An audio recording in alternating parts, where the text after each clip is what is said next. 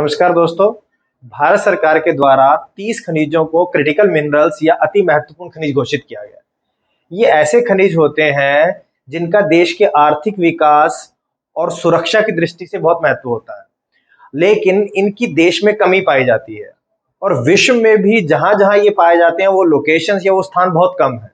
अर्थात ये कुछ ही ज्योग्राफिकल लोकेशन पर लिमिटेड है, हर जगह नहीं पाए जाते, सभी देशों में नहीं मिलते हैं। लेकिन दिक्कत क्या है कि अगर इनकी आपूर्ति किसी कारणवश बाधित हो जाए, कहीं युद्ध हो जाए या गृह युद्ध की स्थिति हो जाए या कोई अटैक हो जाए या किसी देश के साथ हमारा संबंध खराब हो जाए, तो भारत के आर्थिक विकास पर इसका विपरीत प्रभाव पड़ेगा। देखो, सामान्य जो खनिज होते हैं उनका जो ज्योग्राफिकल डिस्ट्रीब्यूशन है या उनके उनकी जो उपस्थिति है वो कई देशों में पाई जाती है।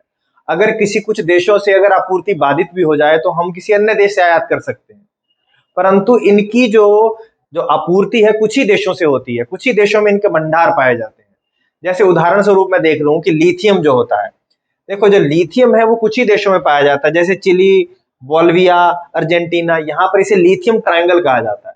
3 देश तो ये हैं जहां पर लिथियम मिलता है। इसके अलावा यूएसए में मिलता है, ऑस्ट्रेलिया, चाइना और अभी हाल ही में भारत में इसकी खोज हुई है। अगर इन देशों से आपूर्ति किसी कारणवश बाधित हो जाए, यहाँ कोई युद्ध हो जाए, गृह युद्ध हो जाए या इन देशों का भारत के साथ संबंध खराब हो जाए, तो ये सिर्फ इन्हीं देशों से हमें आपूर्ति हो पाएगी और वो बाधित हो जाएगी तो भारत का जो विकास है, आर्थिक विकास है, वो क्या हो सकता है, विपरीत प्रभावित होगा। इसलिए भारत सरकार ये चाहती है कि इनकी आपूर्ति को सुनिश्चित किया जाए, अश्योर्ड रहे कि हमें ये मिनरल्स प्राप्त होंगे। तो इसीलिए भारत का ये प्रयास है, इसीलिए भारत ने 30 खनिजों को क्रिटिकल मिनरल्स घोषित किया गया है। ये पूरे के पूरे जो दिख रहे हैं, जो बोल्ड कलर में दिख रहे हैं, जो गहरे रंग में है, इन सबको क्या, ये 30 खनिज है। इनको अगर देखा जाए तो कई श्रेणियों में बांटा गया है। जो 4 श्रेणियां जो इसकी प्रमुख है वो ये है। देखो, सबसे पहले ग्रेफाइट है, जो कार्बन का ही ये क्या है, अपर रूप है। देखो, इस आवर्त सारणी में ये कार्बन है, इसी का ही ये दूसरा रूप है ग्रेफाइट। दूसरा जो निकलता है वो उसे बोलते हैं प्लेटिनम ग्रुप एलिमेंट्स, जिसे बोला जाता है पीजीई। तो इसके अंदर 6 तत्व शामिल है। देखो, ये 1 2 3 4 5 और ये 6 तत्व हैं जिनके नाम है platinum, palladium, rhodium, ruthenium, iridium and osmium. ये 6 तत्व इसके अंतर्गत आएंगे, जिसे आपका लिखा जाता है पीजीई। तो ये भी आपको याद रखना, ये इस पीजी का फुल फॉर्म क्या है, प्लेटिनम ग्रुप एलिमेंट्स। तीसरे नंबर पर आ रहा है पोटाश, ये जो पोटाश है के, जो फर्टिलाइजर में हम यूज करते हैं। और थर्ड वन जो चौथे नंबर पर है उन्हें बोलते हैं रेयर अर्थ एलिमेंट्स। देखो, ये है रेयर अर्थ एलिमेंट्स, REE। तो ये 17 तत्व हैं जिनमें से 15 है वो ये है लैंथेनाइट श्रेणी बोला जाता है इसे, LA। इसमें देखो ये टोटल यहां से यहां तक 15 होंगे, सब 57 से लेकर 71। तो ये 4 प्रमुख श्रेणियां हैं जिनको बांटा गया। इसके अलावा भी बहुत सारे तत्व हैं, जैसे देखो यार, फॉस्फोरस हो गया, कॉपर हो गया, निकिल हो गया, कोबाल्ट हो गया, कैडमियम हो गया। बहुत सारे तत्व हैं जो और भी शामिल हैं, लेकिन काफी तत्व तो इन्हीं से ही निकल आएंगे। तो ये 4 मुख्य श्रेणियां याद रखी हैं। इसके अलावा भी बहुत सारे तत्व हैं, जिसका भी एक एग्जांपल मैंने दिया, लिथियम भी उसी का पार्ट है। तो जो भी तत्व इसमें गहरे रंग में दिए हुए हैं वो सभी के सभी तत्व भारत ने क्या किए हैं, क्रिटिकल मिनरल्स में घोषित किया है, ताकि अब इनको लेकर रणनीति बनाई जा सके, भारत इनकी आपूर्ति को सुनिश्चित कर सके। इसके बाद हमें देखना है कि इनकी इतनी महत्वता है क्यों। देखो, बहुत सारे क्षेत्र हैं जहां पर इनका यूज किया जाना है। ये पूरी की पूरी लिस्ट है, 30 के 30 है, देख सकते हैं। ये देखो कहां कहां यूज हो सकता है। देखो, ये ऐसे तत्व हैं जिनका मुख्यतः आजकल यूज हो रहा है क्लीन टेक्नोलॉजी में। जो स्वच्छ ईंधन तकनीक आ रही है, जैसे इलेक्ट्रिकल व्हीकल आ रहे हैं, इलेक्ट्रिक व्हीकल्स में यूज हो रहा है। अभी हाइड्रोजन का आप यूज करोगे ईंधन के रूप में तो फ्यूल सेल का वहां पर यूज होता है, उसमें इसका यूज होगा। इसके अलावा विंड के जो टर्बाइंस हैं, सोलर पैनल्स हैं, उन सब में भी इन सभी धातुओं का यूज होता है। तो अगर भारत अपने पेरिस के लक्ष्यों को प्राप्त करना चाहता है या ग्रीन हाउस गैस के उत्सर्जन को कम करना चाहता है, तो उनमें इन खनिजों की या इन तत्वों की भूमिका बहुत महत्वपूर्ण है।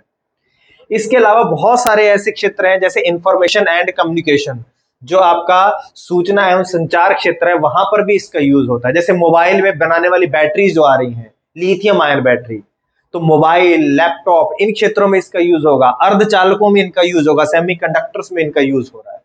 इसके साथ साथ सुरक्षा क्षेत्र के भी बहुत सारे ऐसे उपकरण हैं जहां इन धातुओं का या इन तत्वों का यूज होता है। जैसे ये मैं कहूं डिफेंस एप्लीकेशंस में होता है, परमानेंट स्थायी चुंबकों के निर्माण में इसका यूज होता है।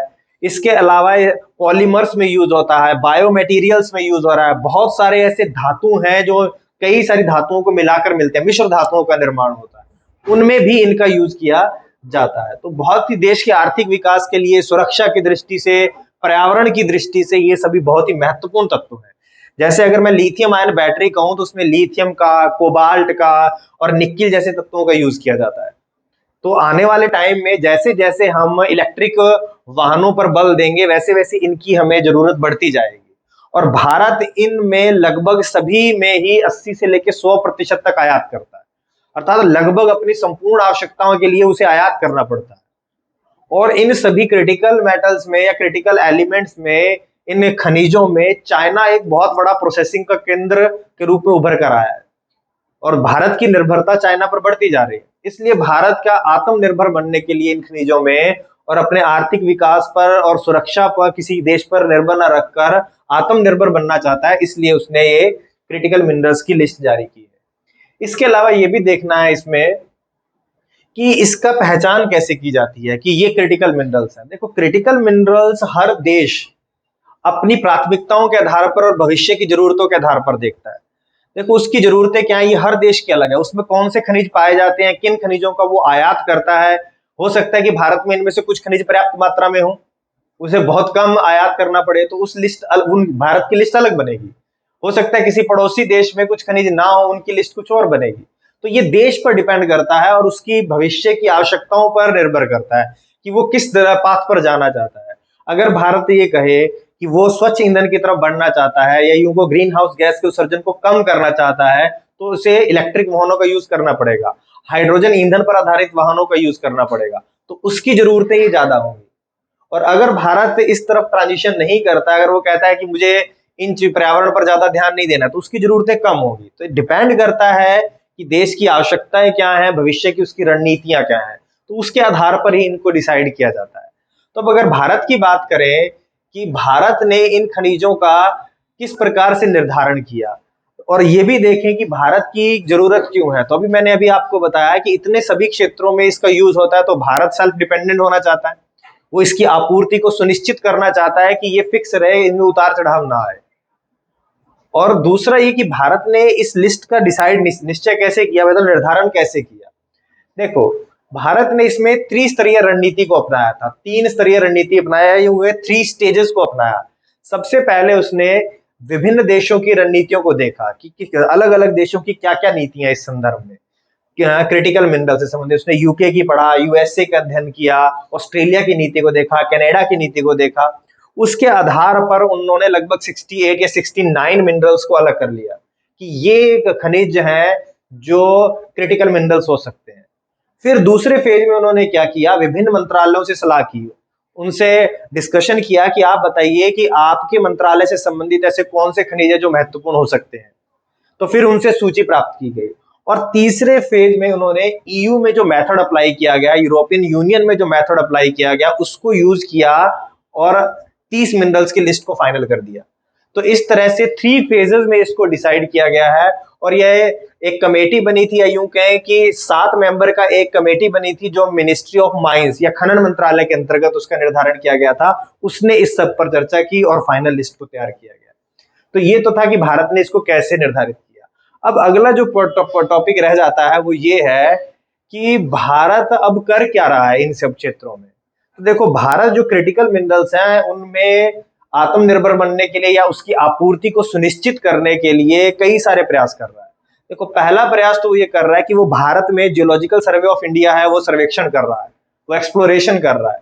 जैसे उसने अभी हाल ही में जम्मू कश्मीर के रियासी डिस्ट्रिक्ट में लिथियम की खोज की। तो भारत खुद प्रयास कर रहा है कि वो अपने यहाँ ऐसे खनिजों की खोज करे। दूसरा, ये खनिज विदेश इंडिया लिमिटेड है, ये भी एक जॉइंट वेंचर है जिसके तहत विदेशों में हम जो ये क्रिटिकल मिनरल्स हैं इनको एक्वायर कर रहे हैं या वहां पर खानों को लीज पर ले रहे हैं, वहां पर खानों का अधिग्रहण कर रहे हैं, लीज पर ले रहे हैं ताकि भारत में उसकी आपूर्ति सुनिश्चित करें। जैसे ऑस्ट्रेलिया में, अर्जेंटीना में ये बातचीत चल रही है कि वहां पर जैसे कोबाल्ट हुआ, कॉपर हुआ, उनकी खानों को, खनिज को हम लीज पर ले लें।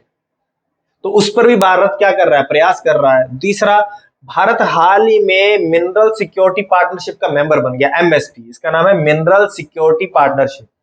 देखो, ये यूएस के नेतृत्व में 14 देशों का एक समूह है। यूएस के नेतृत्व में 14 देशों का समूह है जो ये क्रिटिकल मिनरल्स की आपूर्ति को सुनिश्चित करने के लिए प्राइवेट और गवर्नमेंट इन्वेस्टमेंट को बढ़ावा देगा। अर्थात मैं यूं कहूं कि इस क्षेत्र में वो निवेश को बढ़ाने के लिए ये 14 देशों का एक समूह है, ताकि इनकी आपूर्ति सुनिश्चित हो सके।